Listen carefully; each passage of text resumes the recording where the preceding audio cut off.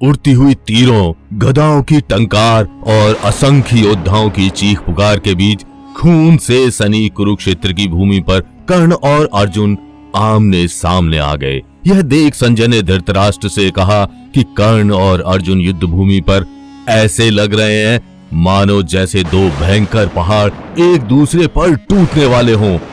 दोनों की आंखें शत्रुता में लाल थी, मन में विजय की कामना थी और उंगलियां बाण छोड़ने को बेचैन थी। आसपास के योद्धाओं और महारथियों ने पहले ही भांप लिया था कि कुछ ही देर में यहाँ भयंकर प्रलय आने वाला है। यहाँ बाणों से युद्ध का वो कौशल दिखने वाला है जिससे शायद भूमि फट पड़े। इसलिए सभी ने उस स्थान से दूरी बना ली जहां कर्ण और अर्जुन खड़े थे। फिर देरी किस बात की थी। दोनों योद्धाओं ने एक लंबी सांस ली और एक दूसरे पर बाणों की बौछार करना शुरू कर दिया। अर्जुन ने कर्ण पर एक से एक घातक बाण छोड़े और कर्ण ने अर्जुन के सारे बाणों को विफल कर दिया।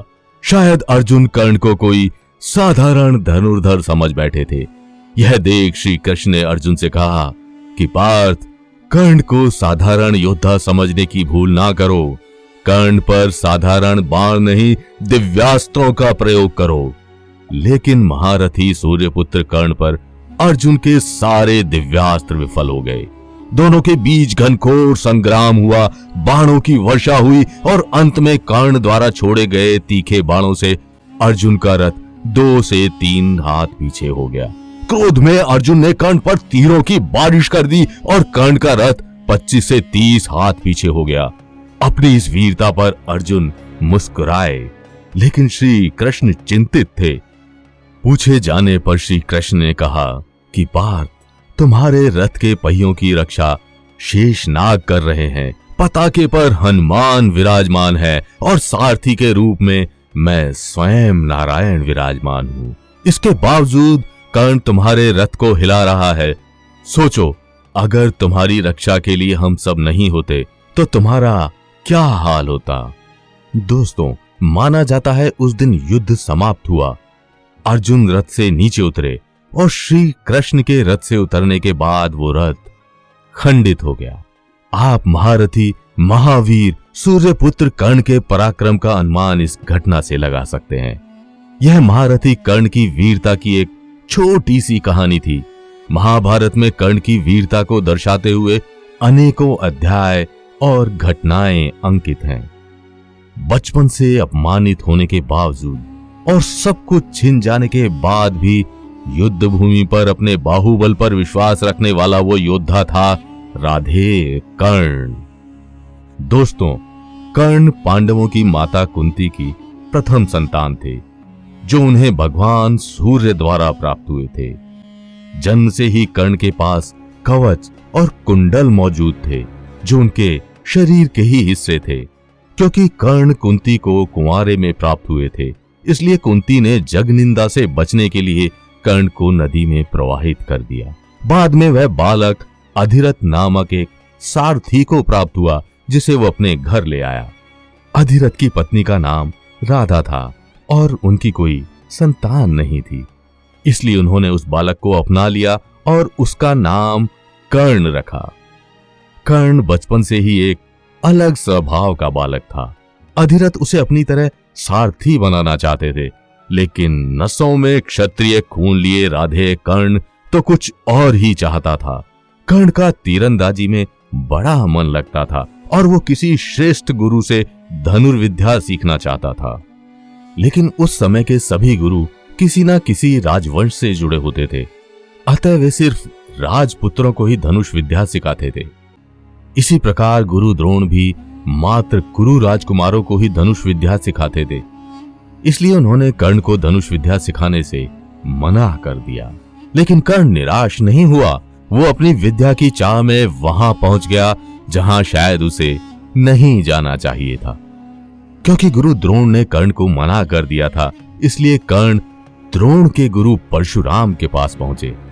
दोस्तों, भगवान परशुराम ही कर्ण के गुरु थे।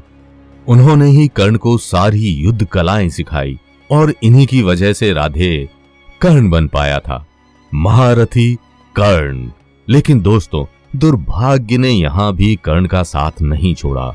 क्योंकि कर्ण ने छल से विद्या प्राप्त की थी, इसलिए उनको परशुराम का यह श्राप लगा था कि जब उनको इस विद्या की सबसे ज्यादा जरूरत होगी तब वे इसे भूल जाएंगे। युद्ध क्षेत्र में कर्ण के रथ का पहिया धरती में धंस जाएगा। दोस्तों, अपने गुरु से इस प्रकार के श्राप को लेकर कर्ण गुरु आश्रम से निकले जरूर, लेकिन वो निराश बिल्कुल भी नहीं थे। शाप का बोझ होते हुए भी उन्होंने अर्जुन को कड़ी चुनौती दी और दुर्योधन की मित्रता पाकर अंग देश के राजा बन गए। दोस्तों, कर्ण आजीवन अपमानित हुए थे, इसलिए उन्होंने दुर्योधन द्वारा मिले सम्मान के लिए उन पर अपना सारा जीवन न्यौछावर कर दिया। इसके बाद कर्ण के जीवन के मात्र 2 उद्देश्य थे, एक अर्जुन की हार और दूसरा दुर्योधन की जीत।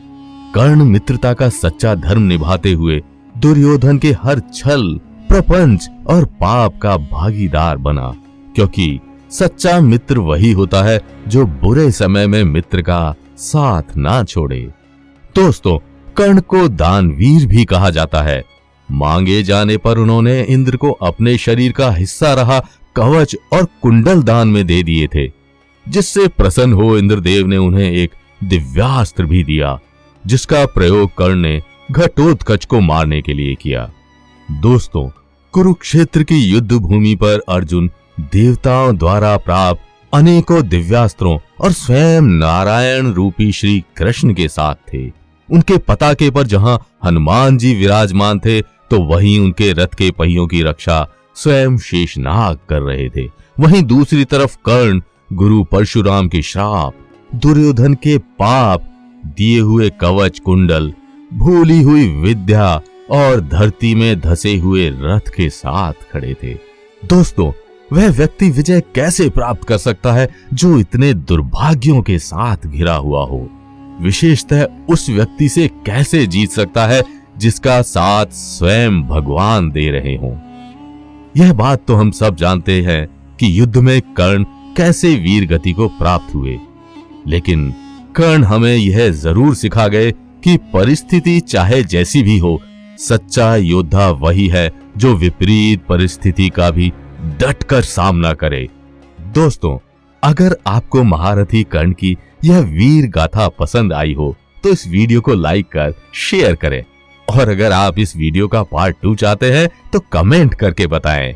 अगर आपने अभी तक इस चैनल को सब्सक्राइब नहीं किया है तो तुरंत कर ले, हम आप तक ऐसी वीडियोस पहुंचाते रहेंगे।